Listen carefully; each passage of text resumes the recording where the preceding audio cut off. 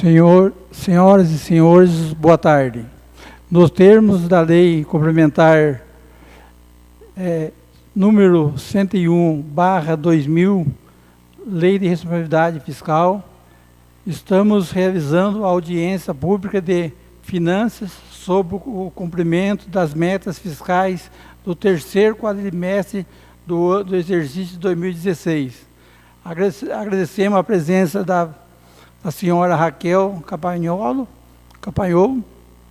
secretária municipal de Fazenda, e registro a presença dos vereadores Joel, Isaac, Alex Baker, Celso da Secretaria, Carlos Fontes, Felipe Sanches.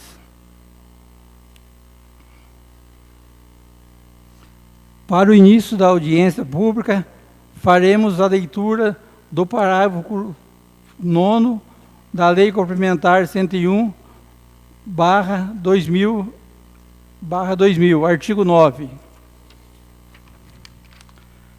Até o final dos meses de maio, setembro e fevereiro, o Poder Executivo demonstrará e avaliará o cumprimento das metas fiscais de cada quadrimestre em audiência pública na comissão referida. Artigo 166 da Constituição, ou equivalente nas casas legislativas estaduais e municipais. Queremos esclarecer que apenas as questões relacionadas com as metas fiscais poderão ser tratadas nessa audiência pública. Portanto, não permitiremos a inclusão de outros assuntos estranhos à finalidade para a qual foi convocada. A senhora Raquel Campagnolo, secretária municipal de Fazenda, está nesta oportunidade representando o senhor prefeito municipal, senhor Denis Andia, a quem usará da palavra para a exposição e após as perguntas serão feitas. Com a palavra, a senhora secretária Raquel. Seja bem-vinda, senhora secretária, e fique à vontade. Boa tarde. Obrigada. Gostaria de cumprimentar o senhor Antônio, presidente da Comissão de Finanças, o vereador Joel e o vereador Isaac, que são componentes também da Comissão de Finanças. Cumprimento também o vereador Felipe Sanches, presente aqui, o vereador Alex Baker, o vereador Celso da Secretaria e o vereador Carlos Fontes, a quem eu agradeço a presença também. Nós estamos aqui, então, para apresentar as informações referentes ao exercício 2016, com relação às metas fiscais. No exercício 2016, as receitas correntes somaram um total de R$ 481.325.929,51. As receitas de capital, R$ 14.071.751,92. Um total de R$ 459.095.140,23, descontado a retenção do Fundeb. Tivemos comportamento da receita de 83% da previsão, o total arrecadado. Na despesa, foi liquidado um total de R$ 434.904.422,46 de despesa corrente. Despesa de capital, são os investimentos, R$ 29.343.623,86. Total de R$ 465.673.970,34. Desses 29 milhões de despesa de capital, 22 foram investimentos, que tiveram principalmente na construção das escolas, equipamentos para a saúde, e teve a obra da Corifeu também, que está inclusa aí nos investimentos. Aí é aberto por função de governo. A saúde teve empenhado 131.452.334, que é o maior investimento de todas as despesas. Em seguida, pela educação, de 115.077.765, e um valor considerável também, que representa 19%, quase 20% no orçamento, é a parte de saneamento, que dá 58.131.485. O próximo quadro, ele traz a receita corrente líquida. A receita corrente líquida, ela é usada para calcular as despesas com pessoal, né? O percentual depois lá na frente que vai aparecer de despesa com pessoal. Então, a receita corrente líquida do total do ano deu R$ 443.095.024. As operações de crédito no ano de 2016, nós tínhamos uma previsão de 20 milhões de operação de crédito, mas aconteceram 708 mil. A gente coloca essa previsão porque sempre para pedir, né, como a gente sempre fala aqui, para fazer o pedido a gente tem que ter a previsão orçamentária, senão a gente não consegue nem solicitar as operações. Mas no ano passado nós tivemos 708.529 de receita de operação de crédito. Aí ele faz uma comparação de quanto teve da receita com as despesas, né, de investimento, porque nós tivemos 29 milhões de investimentos. O que isso representa? Que a maior parte dos investimentos foram feitos com receitas correntes, que não foram vindos de investimentos de operação de crédito. Foi ou com transferências, né, do governo federal e estadual, ou com recursos próprios mesmo, que foi usado só 708 mil de operação de crédito. Nós tivemos aí R$ 217.372 de alienação de imóveis, né? Tínhamos uma previsão de 15 milhões e 300, porque tinha expectativa da aprovação mais cedo da venda de imóvel, que acabou acontecendo mais para o final, e aí não teve a venda, né? Então, aí é só o que realmente aconteceu. E esses 217 mil, eles são do Nova Conquista, né? Que até hoje ainda a gente recebe dos financiamentos que o pessoal paga. Resultado primário. O resultado primário, ele considera as receitas fiscais, que foram 456.044.000, com as despesas fiscais, que foram 457.084. Então, a comparação das receitas fiscais menos as despesas fiscais, ele dá um saldo negativo de 1.040.000. Por quê?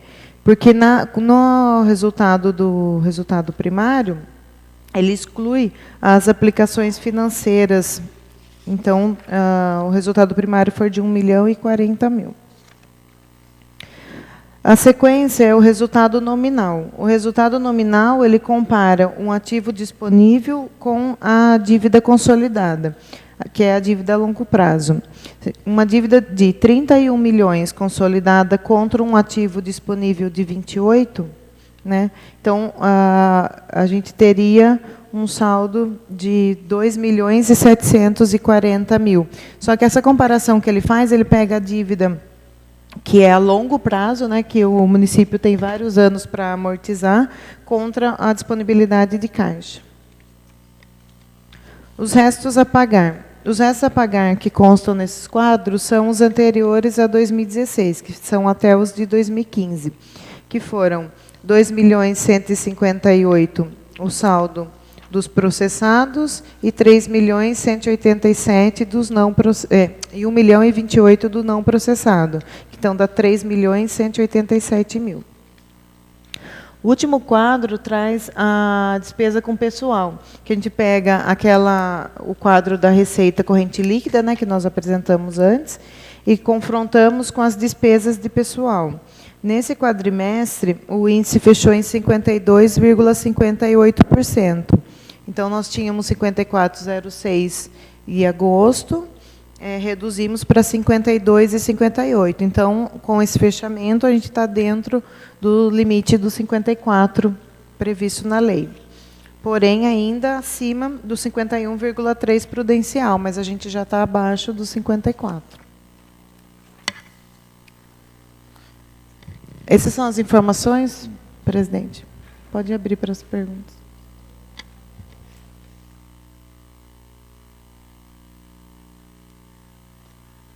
Abriremos a palavra aos senhores vereadores que queiram formular alguma pergunta.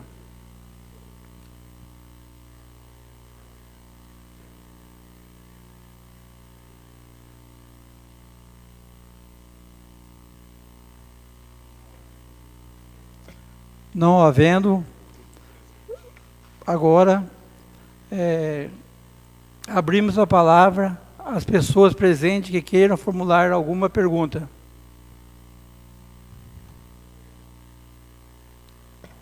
Em tempo ainda, voltamos nos vereadores.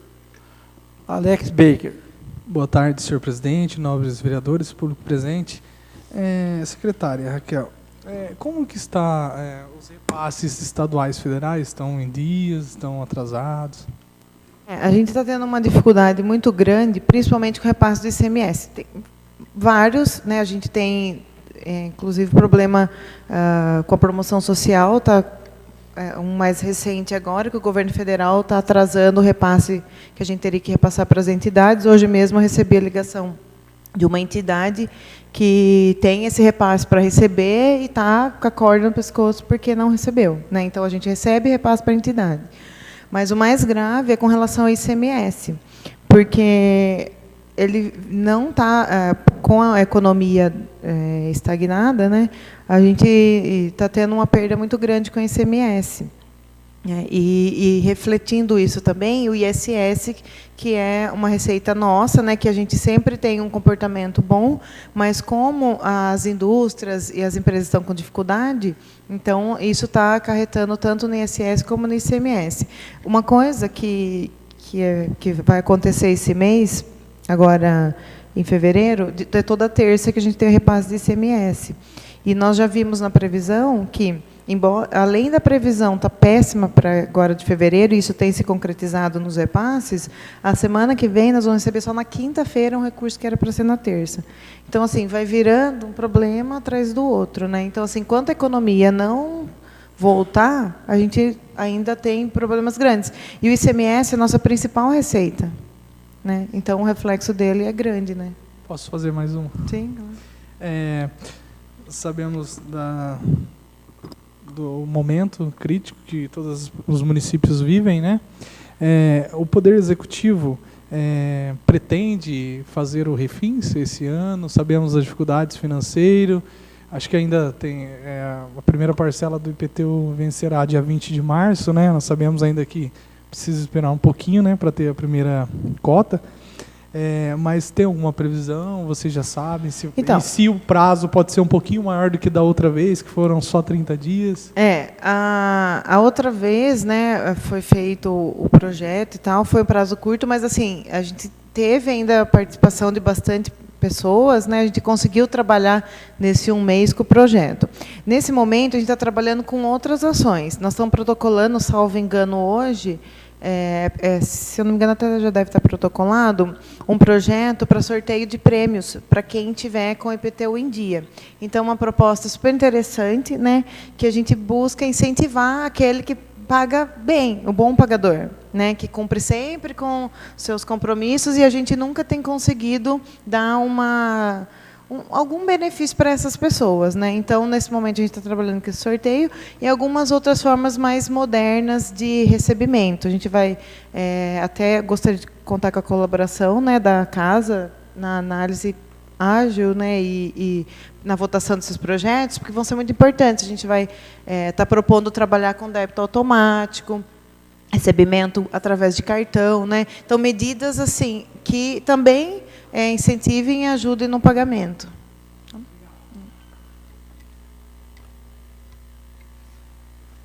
Você perguntou, quer perguntar? Com a palavra o vereador Felipe Sanches.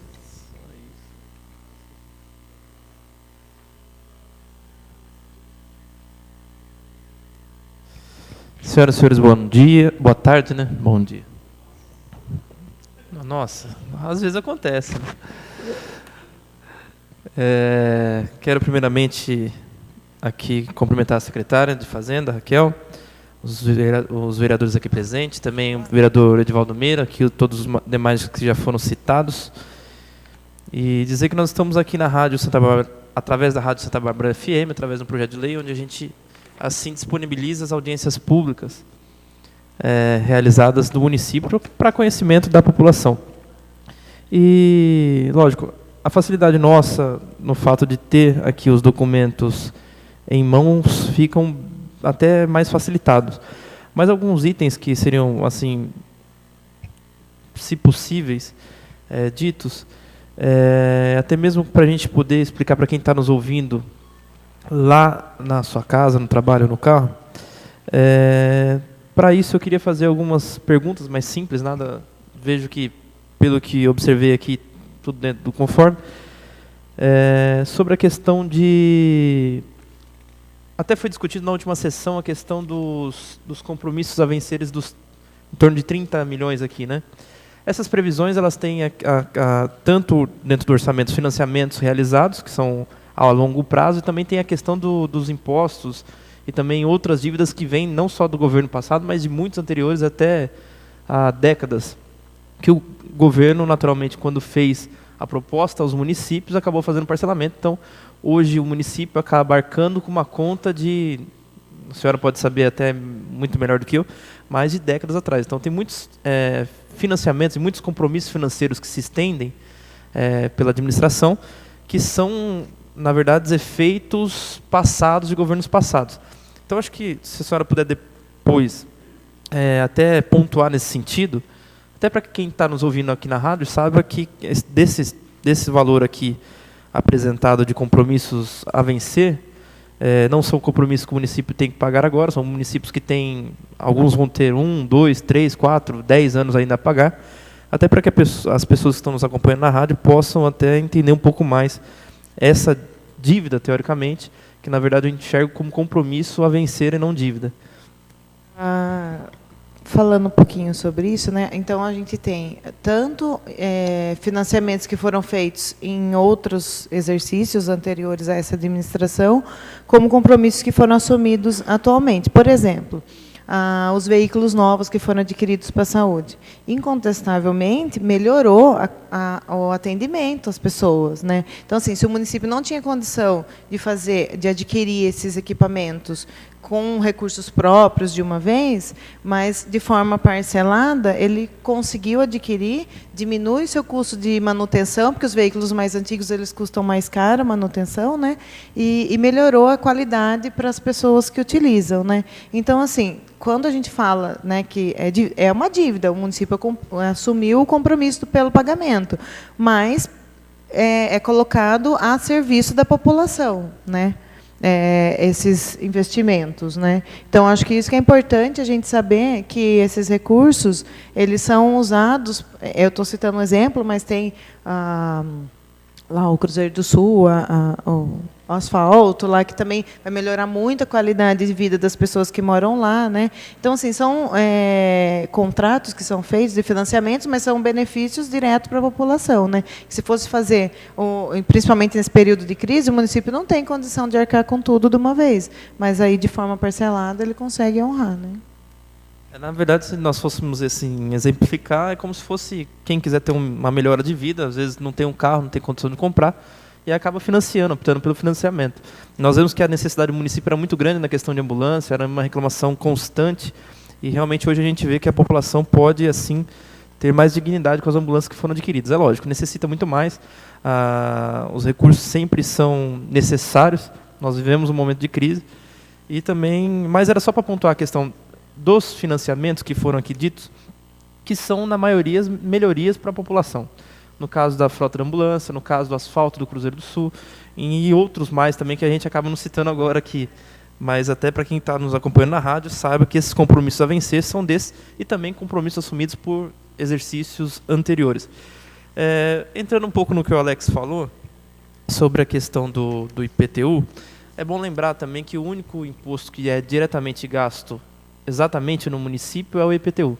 Até uma dúvida que eu queria aqui sanar com a senhora é a questão do município, da previsão orçamentária, que na verdade ela nunca chega a se efetivar, né? Exemplo, talvez eu não expressei bem aqui o meu questionamento, mas há uma previsão de arrecadar 50 milhões com o IPTU, mas nem todo ano o município consegue arrecadar a totalidade que é prevista. E isso acaba até mesmo comprometendo na questão dos investimentos dentro do município. E nós, no momento de crise que vivemos, é notada a sensibilidade até mesmo dentro do IPVA.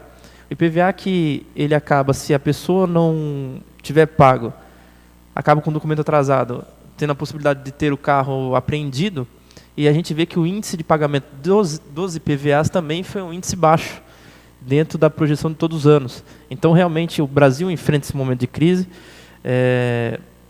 Até não sei se pode ser dito aqui no dia de hoje, pelo fato do que corresponde à audiência, mas outros dois fatores que eu queria entrar aqui era se há uma medida que a Secretaria tem pensado já para manter, nesse momento de crise, o equilíbrio financeiro da Prefeitura, e também se uma coisa que já foi até respondida, a questão dos prêmios, é um projeto que possivelmente será encaminhado do Executivo para cá. Mas uma coisa que eu queria enfatizar também é a questão, até deixar para a senhora informar a população que está em casa, que todos tenham desconto se pagarem o IPTU à vista. Até mesmo, é bom para saber aqueles que têm condição, lógico, quem não tiver pode pagar parcelado normalmente, mas os que tiverem tenham um desconto financeiro, assim, já fora essa possibilidade de prêmios para aqueles que estiverem em dia. Então, no caso, será duas bonificações. Uma para quem pagar o IPTU à vista, no caso, e outra, pelo que eu entendo, é quem manter os carnês em dia e manter a sua quitação em dia. Então, eu queria que a senhora pudesse, se pudesse, assim, deixar esses dois quesitos, para quem está nos acompanhando pela rádio, também pelo site da TV Câmara, possa também ter o conhecimento desses dois itens. Vamos falar do IPTU. O IPTU, lançado em 2016, foi 55 milhões. Só que o que, de fato, nós recebemos foi 35 milhões. Então, nós temos aí 20 milhões de inadimplentes. E subiu, com essa crise, bastante a inadimplência. Só que, assim, no orçamento, a gente não coloca uns 55 milhões. Porque você não imagina, se a gente colocar a previsão no orçamento que vai receber os 55, recebendo 35, a gente tem 20 milhões de despesa que vai acontecer sem ter um lastro financeiro. Então, a gente coloca de acordo com a arrecadação, né? A gente tenta estimar, considerando os últimos exercícios. Mas a inadimplência subiu muito mesmo por conta dessa crise. Então, a gente tem levantado esses dados, né, que é uma diferença muito grande, são 20 milhões por ano que a gente perde só de IPTU, né, então a gente vai tentar trabalhar esses dados, ver as regiões, ver, sabe, certinho, tentar melhorar essa informação para a gente ver o que acontece e ver se recebe, né, porque assim não dá, vai crescendo muito a dívida ativa, né, e depois vai acumulando, a pessoa deixa de pagar um ano, ela deixa de pagar 2 e vai virando uma bola de neve para ela também. Então, assim, é importante as pessoas que puderem fazer o esforço de usar o desconto do pagamento à vista, porque se nós analisarmos outros municípios, muitos dão 5%, 8% no máximo, assim. São poucos municípios que dão os 10% que Santa Bárbara dá, né, de desconto. Então, vale a pena aproveitar esse desconto e agora mais com esse projeto do sorteio, né, que a pessoa, além de ter o desconto e pagar menos, ela vai ter a oportunidade de estar concorrendo aí aos prêmios também, né. E como o vereador disse, é importante porque o IPTU ele fica dentro do município, né? 25% no mínimo vai para a educação, 15% vai para a saúde, mas acaba indo muito mais, 25%. Então, metade dele vai para a saúde e para a educação do nosso município, né? E o ISS também, que é um imposto que fica exclusivamente dentro do município, né? Então, por isso que a gente tem nos últimos anos trabalhado, buscado alternativas para melhorar, para incentivar o contribuinte a pagar, né? E aí tem esses projetos que a gente está propondo também que vai ajudar e a gente vai continuar também vendo outras alternativas, né? Para ir compor, para a gente não ficar só chorando por conta da crise e tendo as ações também, né? Então, quero aqui agradecer as respostas da secretária. Até gostei da última frase, né? Que a gente não ficar chorando e a gente correr atrás para resolver realmente, porque não adianta a gente ficar só se lamentando se a gente não puder fazer alguma coisa para poder ajudar. Então, quero agradecer, parabenizar aqui. Como foi dito, até mesmo a obrigação de investimento dentro de saúde, no caso, é de 16%, 15%, e a gente vê aqui dentro do quadro que foi investido em torno de 24%. 115 milhões. De manhã acho que teve a audiência da saúde, porque a gente pega tudo que a prefeitura gasta e divide por área, né? A saúde, ela faz aquela conta certinho da lei, é sempre uma questão que a gente tenta explicar, mas é difícil entender, porque a nossa lei trata dessa forma, que a gente tem que publicar e eles da forma deles, mas sempre passa dos 20 e tantos %, porque, né, o recurso para a saúde, e cada vez o município investe mais, porque cada vez os outros governos vão saindo, né, e deixando tudo no colo do município, né? Não, exatamente. Então, é isso, senhor presidente, vereador Antônio da Loja, muito obrigado pela liberação da palavra tardiamente solicitada. Agradeço a Vossa Excelência pela permissão.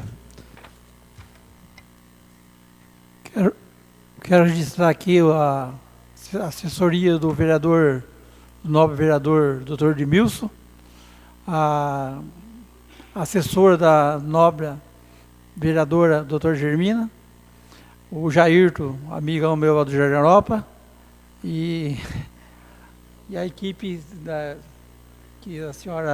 a equipe da Secretaria de Fazenda.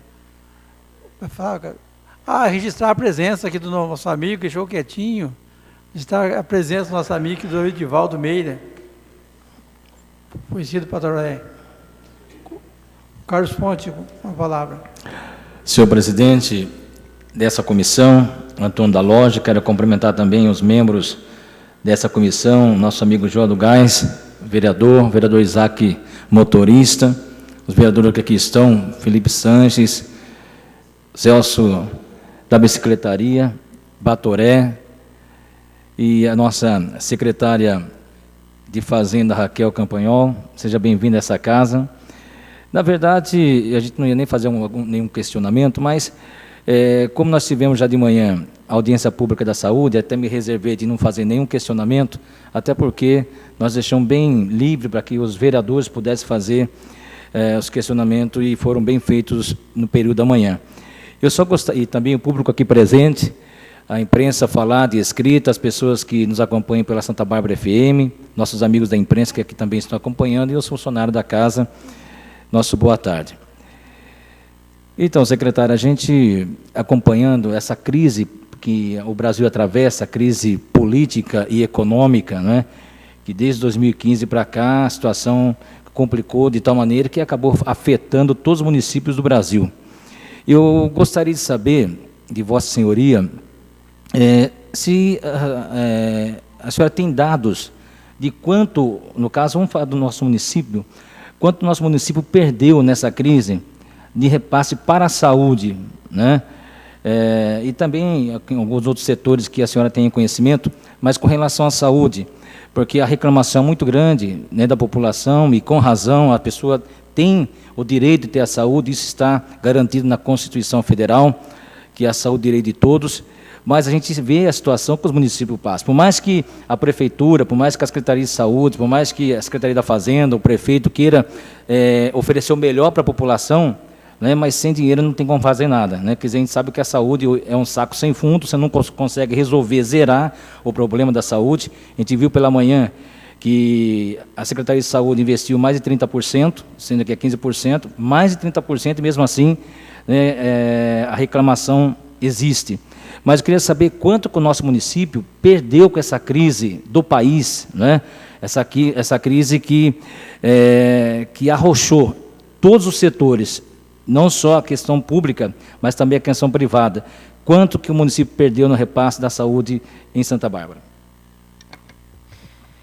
Olha, numa análise que nós fizemos, o município, de modo geral, perdeu em torno de 60 milhões de arrecadação.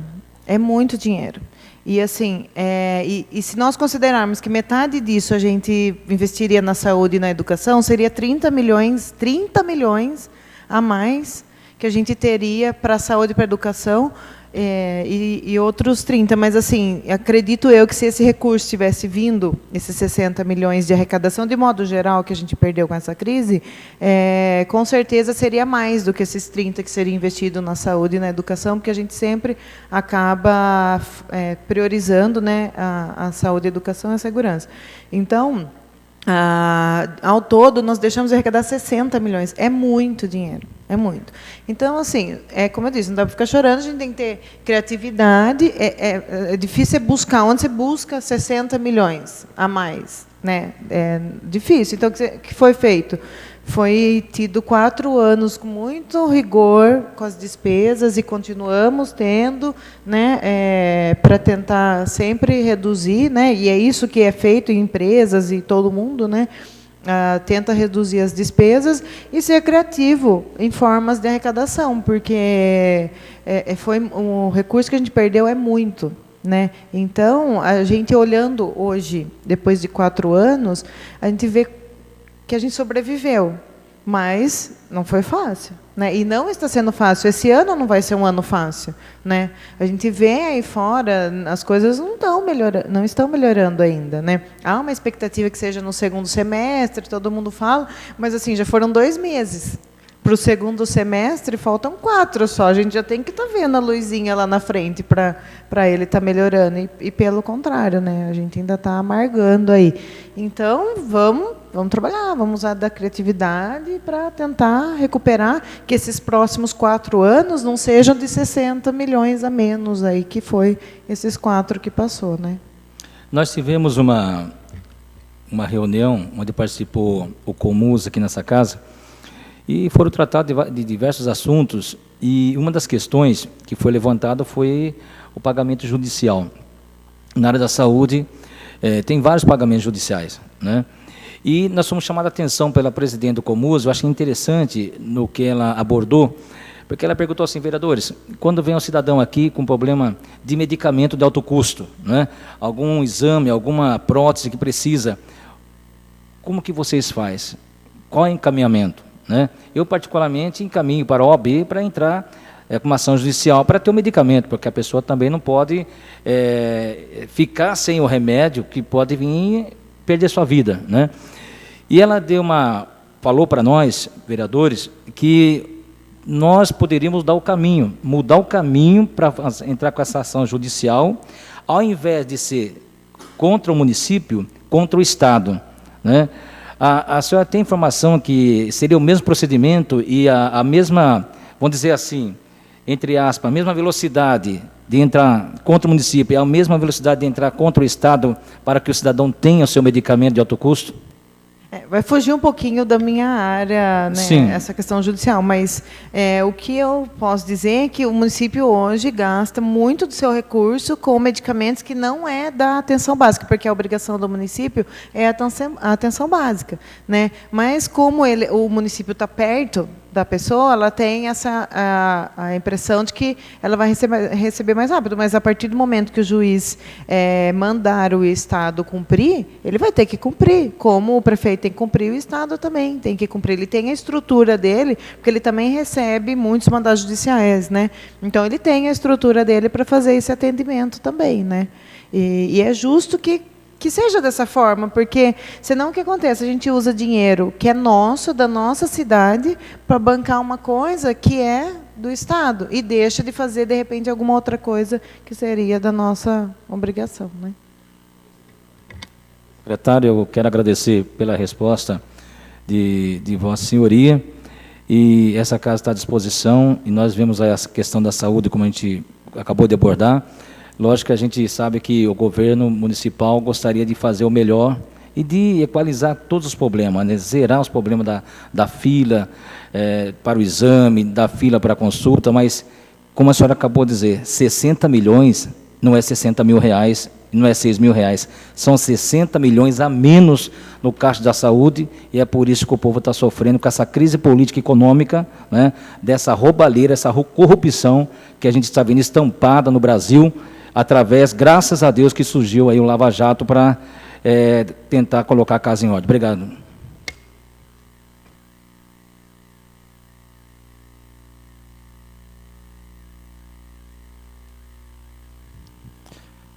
Não tendo mais nenhum vereador, abriremos a palavra aos presentes que queiram formular algumas perguntas.